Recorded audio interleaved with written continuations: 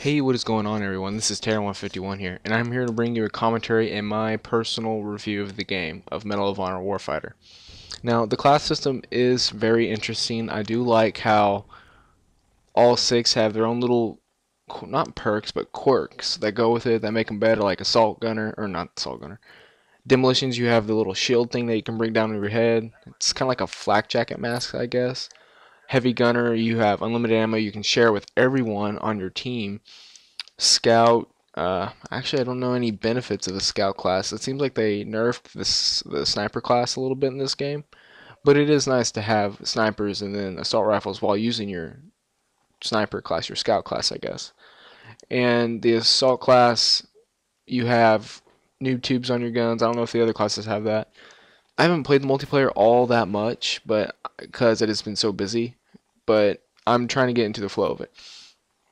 The point man class I like because of at least I like the gun that I have. It's a single shot. It looks like an M4, but it's very good. I like it. It's like the LaRue or something. You run very fast also like the Spec Ops class, and I like that. It's pretty cool. Oh, the Sniper class has like the little claymore things right there on the ground there. And the classes are balanced in their own way. There's nothing that seems overly overpowered, except the Spec Ops class. It does seem a little overpowered because they run so fast. Now, the Point Man does run as fast, but I'm not getting that same vibe. Probably because I only have one gun with my Point Man class and not like automatic rifle. Now, this gameplay over here is just random gameplay I put together. At some points it fades in and out to get rid of boring parts.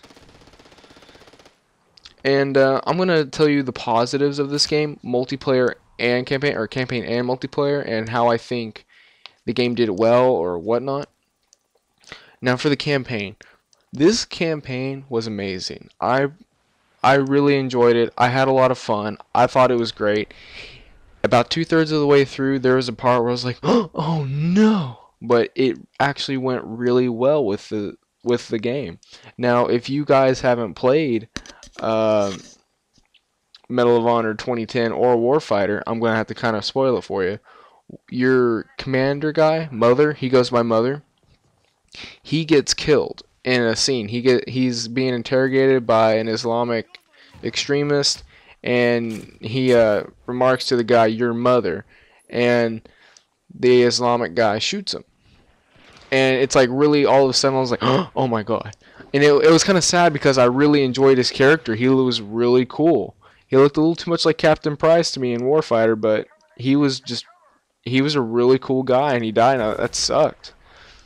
However, the campaign did it so well that when Soap died in Modern Warfare 3, I was a little sad, but I was like, okay, this kind of just ended.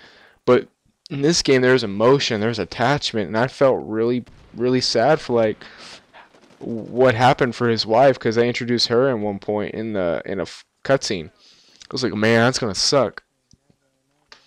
Compared to its predecessor, 2010, the campaign was a great sequel. It was very good. It continued on with the tradition, expanded on it in multiple ways. I heavily enjoyed the campaign, and if you guys do not want to get Medal of Honor due to how 2010 multiplayer was or whatnot, at least rent the game for the campaign. I personally enjoy the campaign. I recommend the campaign. It's short. It's about 5 hours, 5.5 hours on normal difficulty, but it was enjoyable, had a lot of story, had a lot of emotion. I'm very excited for the third game because they're going to have to make a game on how they ended it.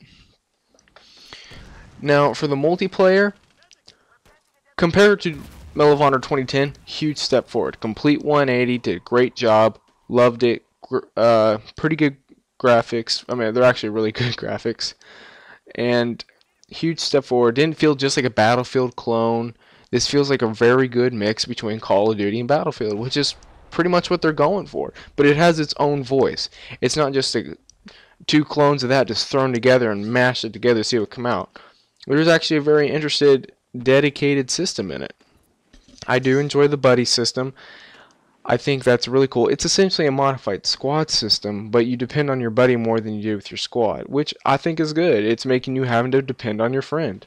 Now, if you play with a random, that sucks. I recommend you play multiplayer with a friend, because Not all my friends have this game. Actually, very few do. And the few that do have it, most of them are British, and they're not on at the same time I am all the time. So I'm usually playing with a random, which sucks. Headshot. Now, the multiplayer, like I said, as compared to its predecessor, is very good. It's awesome. It's very solid. But compared to other multiplayer games out there, it's not great. It's not bad. It's definitely not bad. It's enjoyable, but it's not great. And I'm very annoyed that they're doing an online pass with this game. I got mine. I got the limited edition, which is you get the limited edition by default for pre-ordering. But I found it very annoying that I had to put it in on online pass.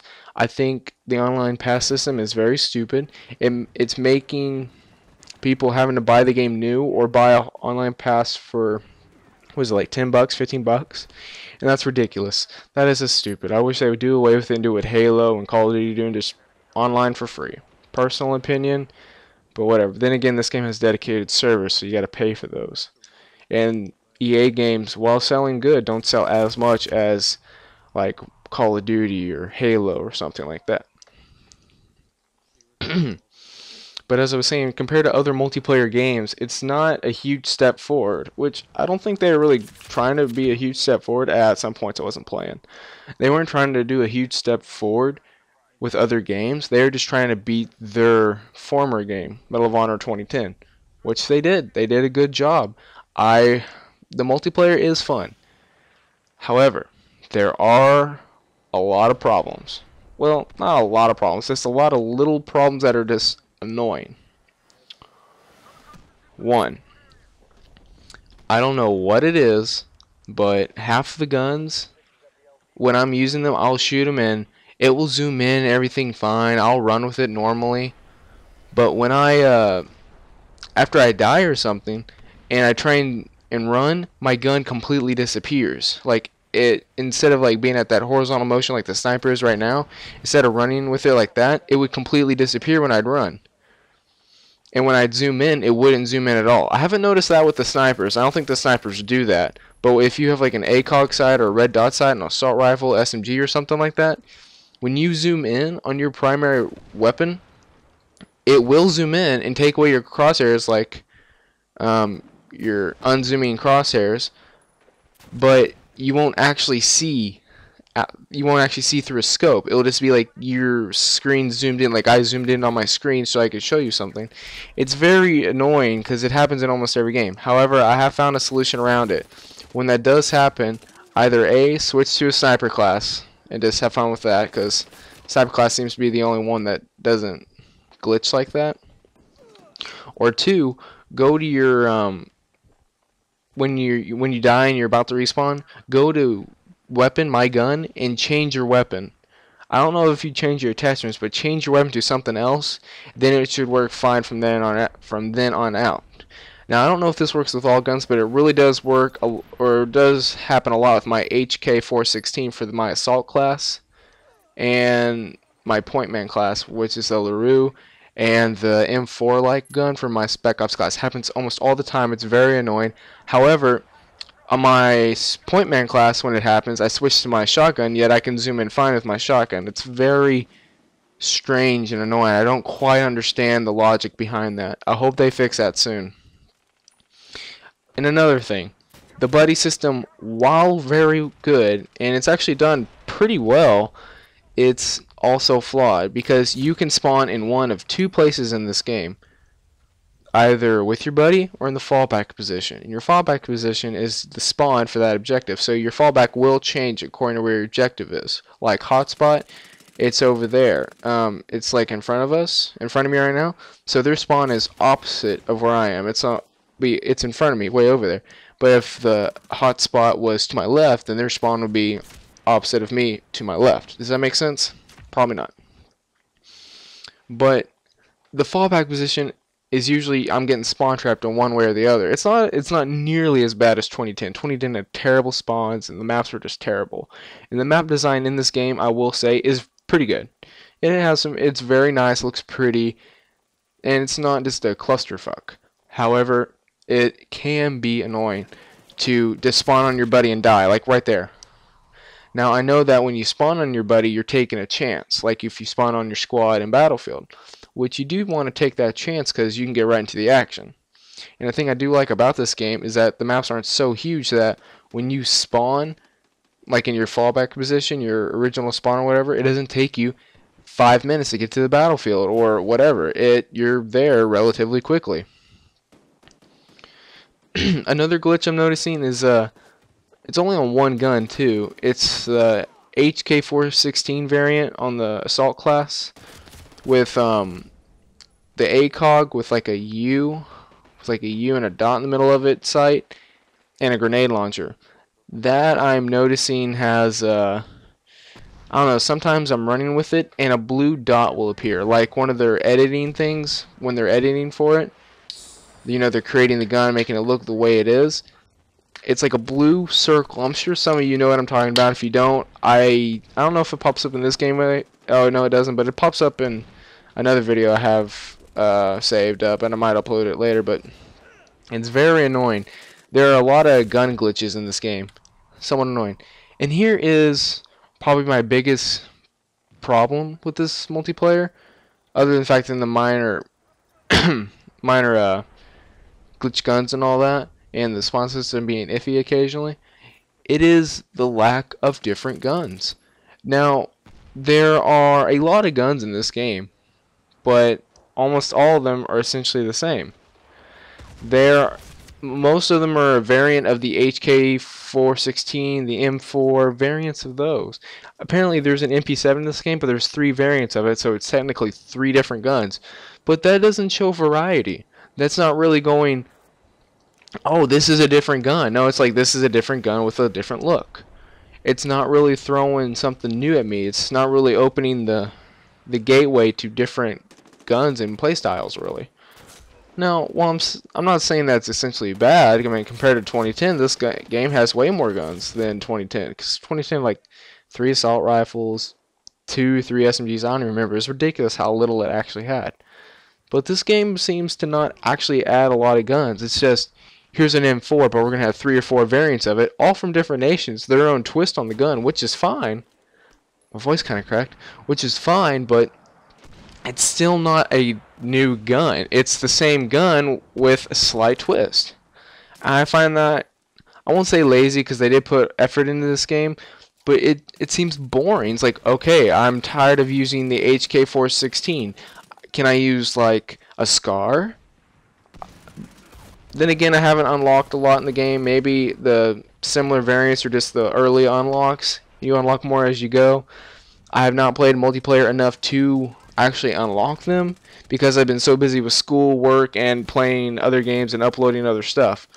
Also, by the way, my Medal of Honor walkthrough of uploading the campaign, I have quit that because I don't have commentary over it and I understand it to be very boring to watch. And the game modes on here are pretty good. Like Hotspot I find interesting. It's essentially a demolition rush type game mode, but I like how they did it. It's very fun, and the best game mode, probably, because you actually get to play for a while. There's another game called Home Away or Home Run or something like that. It's essentially like Capture the Flag mixed with Search and Destroy a little bit. It's okay. It's okay if you have a buddy. If you have a buddy, it'd be really fun, but other than that, I don't suggest it, really. Now, here's with the kill streaks, or support action, sorry. They're not bad, but they kind of get repetitive and boring. And some classes had different ones, and some classes have similar ones. I think 60mm is in all of them, or smoke screens definitely in all of them, from what I understand what I've seen. But you only have 4, actually you have 8 options, but you can only use 4 support actions. Unlike the previous Medal of Honor, which had like 10 options. It was crazy, and it was offensive, defensive, do whatever. And they kind of took it down a little bit, which I guess is okay. They're trying to change up their game, trying to distance itself from the old Medal of Honor multiplayer, because the old multiplayer was not developed by Danger Close. It was developed by DICE, believe it or not. Now, here is one thing that I am actually very annoyed with, but it hasn't bothered me quite as much as late. It is when you kill someone, ooh, no scope montage. When you no scope someone, or not no scope, when you kill someone, their buddy automatically knows where you are for like 3 to 4 seconds, something like that. I find that quite annoying, and it's not even delayed. It instantly shows you where you are, and it's real-time motion, or however I'm supposed to say that. Like, there's no delay in where your red outline is to where you actually are. It's you. I hope you guys understand what I'm saying. I can't actually say it out. And see, like, look at that. I find it quite annoying and almost cheap. But personal opinion, I don't know. Anyway, guys, this game overall, awesome campaign, very decent multiplayer. I give it an 8 out of 10. It ranks that high anyway due to the campaign being so awesome and how much I loved it. So I recommend this as a rent, as a buy, maybe, but I would suggest you get the new edition so you can get as much as you can out of it. And I don't know if the newer sold games of it or the newer copies of it will have the Battlefield 4 beta in it. But anyway, guys, sorry. This game is an 8 out of 10. I hope you enjoy it. I kind of rambled on there for a while, and I might have repeated myself a little bit. I'm sorry, but I hope you guys enjoyed this video, and have a nice day. Also, subscribe, like, and leave a comment, please. Thank you.